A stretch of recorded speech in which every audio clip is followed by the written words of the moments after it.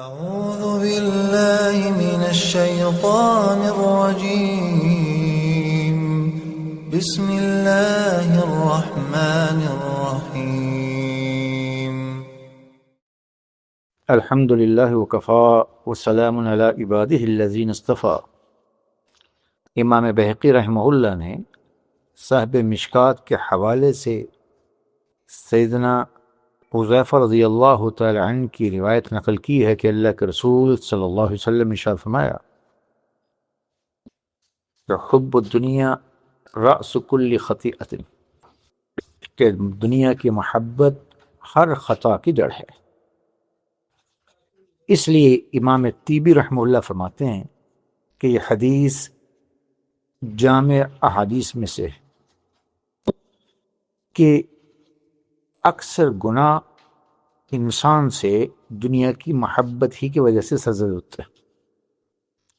اس لیے ایک روایت میں ہے کہ اللہ نے سیدنا موسیٰ علیہ السلام پر وحی بھیجی کہ موسیٰ علیہ السلام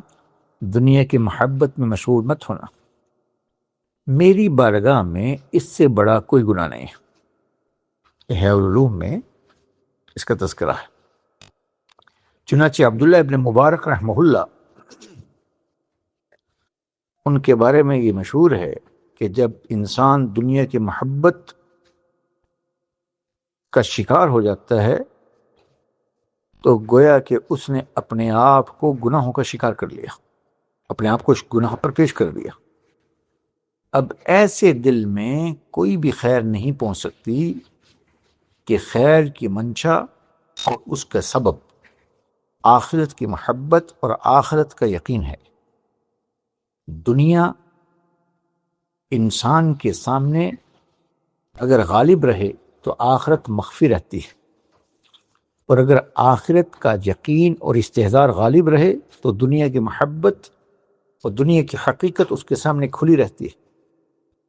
نبی علیہ السلام کی مبارک حدیث کہ اعمار امتی بین 60 الی 70، کہ میری امت کے لوگ کی اوسط عمر 60 اور 70 سال کے درمیان ہے۔ اس لیے آپ نے دنیا کی بے رغبتی اور بے ثباتی کو ان الفاظ میں بیان کیا کہ مالی ولی دنیا مثل کا مثل راکب استظل تحت شجرۃ ثم ترکها ورحا، کہ میری مثال اس شخص کی سے، مجھے تمہاری دنیا سے کیا لینا، میری مثال اس مسافر کی سی ہے جو ایک درخت میں اس کے سایہ سے مستفیض ہونے کے لیے، گرمی کی شدت کو ختم کرنے کے لیے کچھ دیر کے لیے سائے میں سستائے اور پھر اپنے منزل مقصود کی طرف چل پڑے، درخت بھی وہیں، اس کا سایہ بھی وہیں۔ بس یہی حیثیت دنیا کی ہے۔ ہم دنیا میں چند روزہ زندگی کے لیے ہیں، یہاں کا قیام، یہاں کے تعلقات، یہاں کے گھر بار، یہاں کے مشاغل، مصروفیات، ایک وقت سب موجود رہیں گے، ہم منتقل ہو جائیں گے۔ تو لہٰذا اگر کسی شخص کی زندگی کا مقصد محض دنیا ہی دنیا ہو اور اس کی پوری زندگی دنیا کی آسائشوں اور دنیا کے مقصد زندگی دنیا اور دنیا کی زندگی کو خوبصورت بنا کر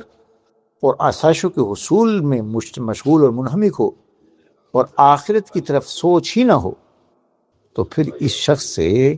کیا امید کی جا سکتی ہے کہ یہ اپنا اصلاح کر لے گا؟ تو بہرحال صاحب مظاہر حق نقل کرتے ہیں کہ دنیا کی محبت جس دل میں آ جائے تو کوئی شخص بھی اس کی اصلاح نہیں کر سکتا۔ جس نے دنیا کو اپنے دل سے نکال دیا تو کوئی شخص بھی، گمراہ سے گمراہ شخص بھی، اس کو راہ راست سے بھٹکا نہیں سکتے۔ اس لیے کسی شاعر نے بہترین لفظ بیان کیے ہیں کہ وَمَا الْمَالُ وَالْأَهْلُونَ إِلَّا وَدِيعَةُ